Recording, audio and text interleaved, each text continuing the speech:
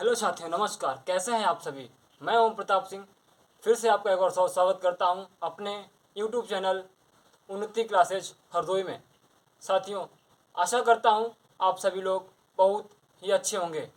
साथियों, आज हम चर्चा करेंगे एक ऐसे महान व्यक्ति और क्रांतिकारी के बारे में, इसके बारे में पूरा हिंदुस्तान जानता है और जिसे हिंदुस्तान का हीरो कहते हैं।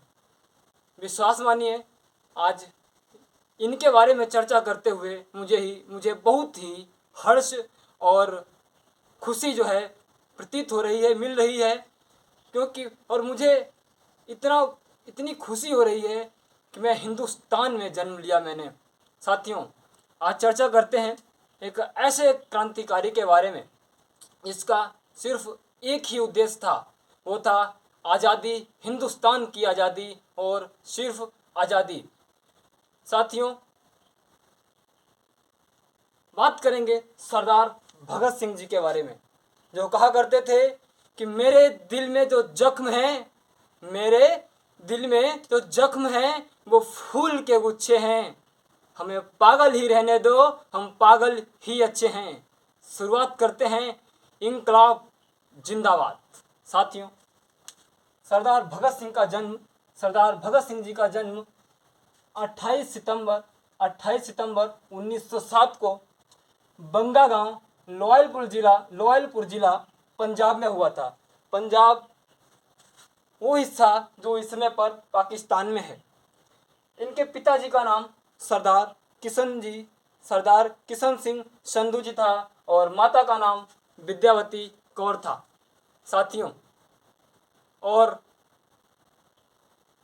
आपको इनके बारे में बहुत ही छोटे समय यानी बहुत ही कम समय में आपको बताने का प्रयास करूंगा। हालांकि मुश्किल है और नामुमकिन है कि ऐसे महान व्यक्ति के बारे में एक छोटा सा समय निकालकर चर्चा की जाए, लेकिन फिर भी कोशिश करूंगा इनके बारे में आपको बताने के लिए, क्योंकि ये हैं हिंदुस्तान के हीरो, भारतवर्ष के हीरो और युवा दिलों की धड़कन सरदार भगत सिंह। इनके बारे में हर किसी व्यक्ति को जानना चाहिए। और जो लोग कहते हैं कि आज के दौर में भी पढ़ाई का कोई भी मतलब नहीं, पढ़ाई करना बहुत अच्छी बात नहीं, उनके लिए भी एक सीख मिलेगी कि सरदार भगत सिंह जो पढ़ाई के लिए उत्तेजित थे, उनसे भी आपको एक सीख मिलेगी। साथियों, सरदार भगत सिंह जो थे वो शुरू से ही बचपन में ही पढ़ने में बहुत तेज थे और 10 से 12 वर्ष की उम्र में ही उन्होंने बहुत सारी किताबें पढ़ डाली। वो ब्रिटिश स्कूल में पढ़ा करते थे, पढ़ने में बहुत तेज थे। उनके माता पिता उनसे बहुत ही खुश रहा करते थे।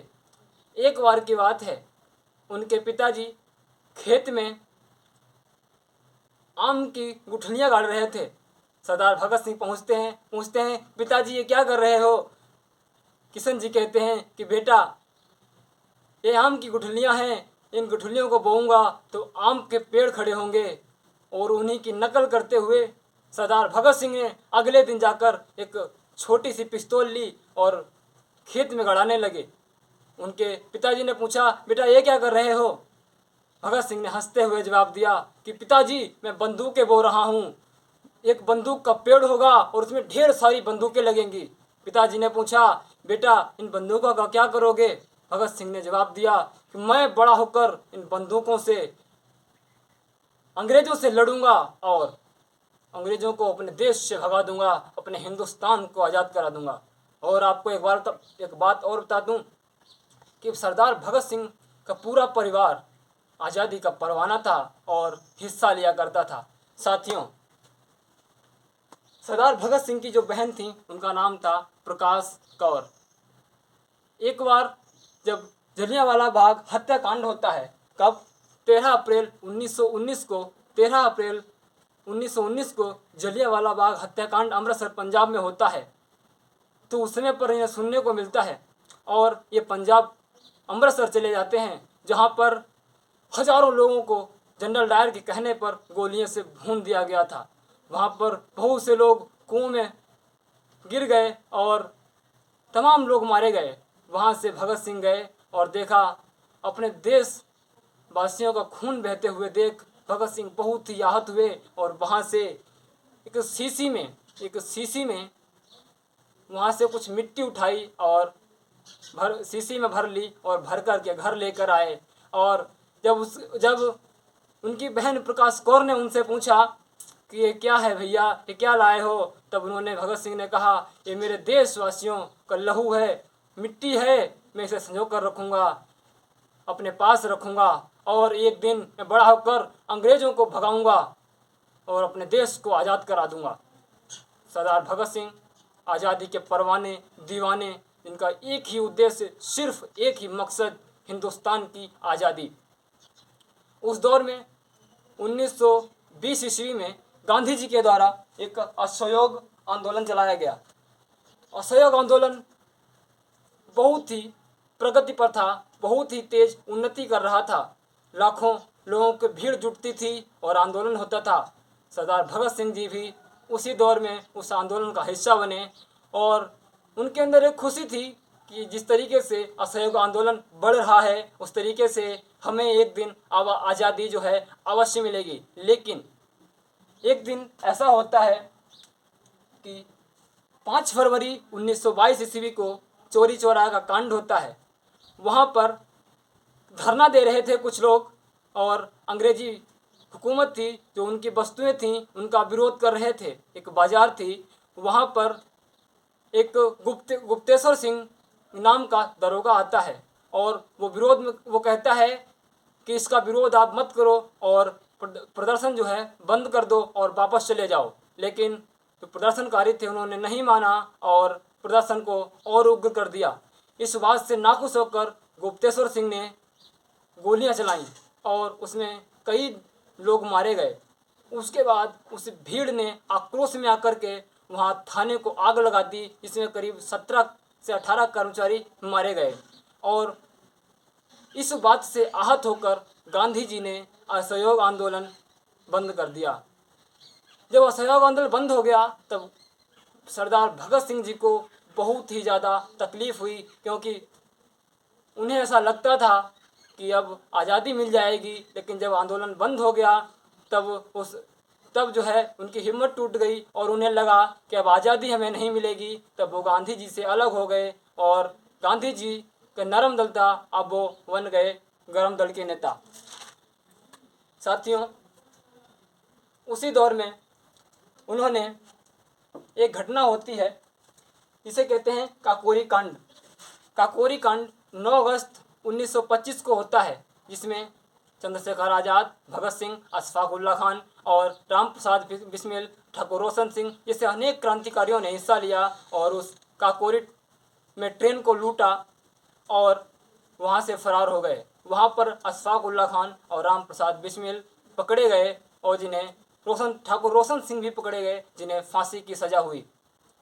साथियों, आपको लग रहा होगा कि कहानी बहुत ही आसान है, लेकिन उस दौर में किस तरीके से उन लोगों ने जिया होगा, ये सब किया होगा, ये वाकई सोचने की बात है।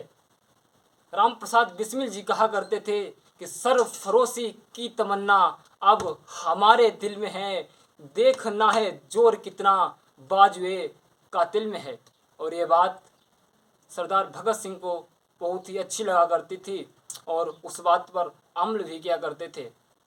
और उसी दौर में सरदार भगत सिंह लाला लाजपत राय के कहने पर साइमन कमीशन का विरोध करने पहुँचे। कहाँ? लाहौर पहुँचे। वहाँ पर 1928 ईस्वी में लाहौर में सरदार वल्लभ भाई पटेल जी के ऊपर लाठीचार्ज हुआ और विरोध में वो मारे गए। वहाँ पर उनकी मौत से सरदार भगत सिंह बहुत ही ज़्यादा आहत हुए और वो आ गए। उन्होंने एक दल बनाया, HSRA, Hindustan socialist Republican association, जिनके स्थापना का जो श्रेय है वो अधिकतर जाया करता है सचिंद्र सान्याल को। साथियों, उस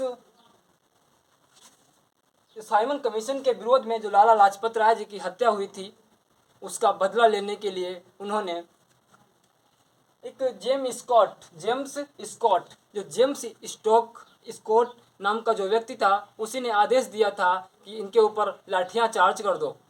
और उसी में लाठीचार्ज में मारे जाते हैं कौन, शहीद होते हैं कौन, लाला लाजपत राय। और उन्हीं की हत्या का बदला लेने के लिए एक गठन किया और एक रणनीति बनाई सरदार भगत सिंह जी ने, और बम तैयार किए।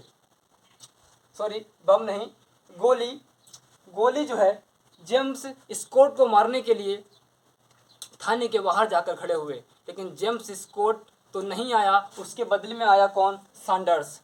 और सैंडर्स को गोली मारकर हत्या कर दी। और उसके अगले ही दिन पूरे शहर में पर्चे लगवा दिए कि मैंने लाला लाजपत राय जी की हत्या का बदला सैंडर्स की हत्या करके ले लिया है।